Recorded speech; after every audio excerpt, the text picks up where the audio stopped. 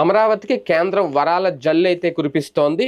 ఇప్పటికే తాజాగా అమరావతిలో నిర్మాణాలు చాలా శరవేగంగా నడుస్తున్నాయి. ఈ నేపథ్యంలో కేంద్ర ఉద్యోగులకు సంబంధించి అమరావతిలో దాదాపు 2,534 కోట్ల రూపాయలతో కార్యాలయాలు అలాగే క్వార్టర్స్ అంటే గృహ సముదాయ నిర్మాణం కూడా చెయ్యాలి అని ఆలోచిస్తున్నారంటే దీనికి సంబంధించి దాదాపు 5.5 ఎకరాలు భూమి అంటే 1,299 కోట్ల రూపాయలతో ఈ కార్యాలయ భవనం కూడా నిర్మించబోతున్నారట. ఇది కేంద్రమే గ్రీన్ సిగ్నల్ ఇచ్చింది. తాజాగా నరేంద్ర మోడీ మాట్లాడారట. దీనికి సంబంధించి ఒక రకంగా అమరావతిని ఇప్పుడు కేంద్రం కూడా పూర్తిగా గుర్తించింది.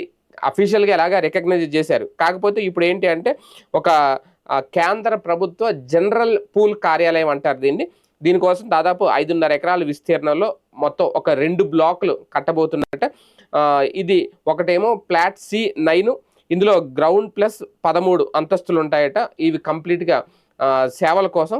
అలాగే 3 అంతస్తులు ఇందులో పోడియం పార్కింగ్ కోసం, ఒక 10 అంతస్తులు మొత్తం కార్యాలయాల కోసం, మిగిలినది ఒక బ్లాక్ ఉంటుంది. మరొకటి ఫ్లాట్ C8 అంటే ఇందులో గ్రౌండ్ ప్లస్ 10 ఉంటాయట. మొత్తం ఫ్లోర్స్ 10 అంతస్తులతో ఇది ఒక బ్లాక్గా ఉంటుంది. అంటే 2 బ్లాకులు అనమాట.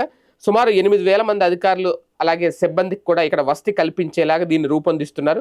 ఈ ప్రాజెక్ట్ నిర్మాణ విస్తీర్ణం మొత్తం చూసుకుంటే 23.25 వేల చదరపడుగుల ఉంటుంది అనేది ఒక అంచనా వీళ్ళు వేసుకున్నది. దాదాపుగా అంటే భారీగానే ఇది అతిపెద్ద నిర్మాణం కాబోతోంది. ఒక రకంగా ఇక్కడ రాష్ట్రానికి సంబంధించి ప్రభుత్వ కార్యాలయాలతో పాటు ఎమ్మెల్యే క్వార్టర్స్, మినిస్టర్ క్వార్టర్స్ వీటన్నిటితో పాటు కేంద్ర ప్రభుత్వ ఉద్యోగులకు సంబంధించిన కార్యాలయం అలాగే క్వార్టర్స్ కూడా ఇక్కడ నిర్మించడానికి సిద్ధమవుతుంది. దీనికి సంబంధించి ఇప్పటికే స్థల కేటాయింపు కూడా జరిగిందట.